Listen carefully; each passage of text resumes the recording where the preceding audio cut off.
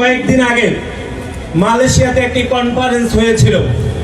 সেই মালয়েশিয়ার কনফারেন্সে যারা 1971 সালে বাংলাদেশের নিরীহ মানুষকে যারা নির্যাতন করেছে, যারা রাতের আধারে নির্বিচারে গণহত্যা চালিয়েছে, আমার বোনদেরকে যারা দর্শন করেছে, সেই সংগঠন ইসলামী জমিয়ত তালেবা পাকিস্তানের সভাপতি হাসান বিল্লাহ হাশিমির সাথে আমাদের দেশের একটি ছাত্র সংগঠন ছাত্র শিবিরের সভাপতি জনাব জাহিদুল ইসলাম কিন্তু গোপনে দেখা করে চলে আসছে।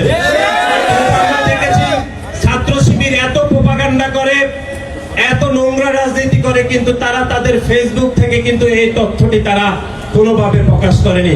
কিন্তু ঠিকই আপনারা দেখেছেন ইসলামী জমিয়ত তালিবে পাকিস্তানের যে শাখা, তারা কিন্তু ইতিমধ্যে তাদের ভেরিফাইড ফেসবুক পেজে এই সাক্ষাতের বিবরণী সহ ছবি তারা প্রকাশ করেছেন। আমরা স্পষ্টভাবে বলতে চাই, তালেবাই পাকিস্তান সে 1971 সালে বাংলাদেশের গণহত্যা এবং গণধর্ষণের নেতৃত্ব দিয়েছিল, যাদের পরবর্তীতে যাদের নাম হয়েছিল ছাত্র সংঘ। সেই ছাত্র সংঘের বর্তমান পাকিস্তানের যে অংশটি ইসলামী জমিয়ত তালিবাই পাকিস্তানের শাখার সভাপতির সাথে ছাত্র শিবিরের সভাপতির যে সাক্ষাৎ, সেটি প্রমাণ করে ছাত্র শিবির কোনোভাবে তাদের প্রিয় অভিভাবককে কোনোভাবে তারা ভুলে যায়নি।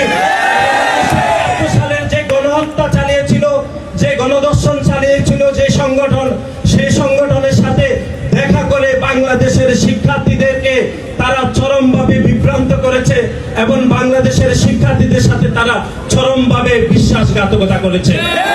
এবং তালেবাই পাকিস্তান তাদের ফেসবুক পেজে লিখেছে bound by faith united in mission.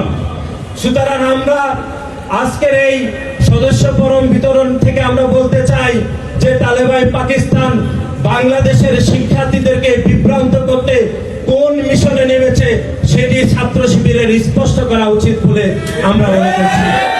সুতরাং যারা 1971 সালে বাংলাদেশে পূর্ব পাকিস্তানে গণহত্যা গণধর্ষণ চালিয়েছিল, সেই সংগঠনের সভাপতির সাথে দেখা করে বাংলাদেশের সাধারণ শিক্ষার্থীদের সাথে যে বিশ্বাসঘাতকতার রাজনীতি করেছে, সেই জন্য ছাত্র শিবিরকে প্রকাশ্যে ক্ষমা চাওয়া উচিত বলে আমরা মনে করি।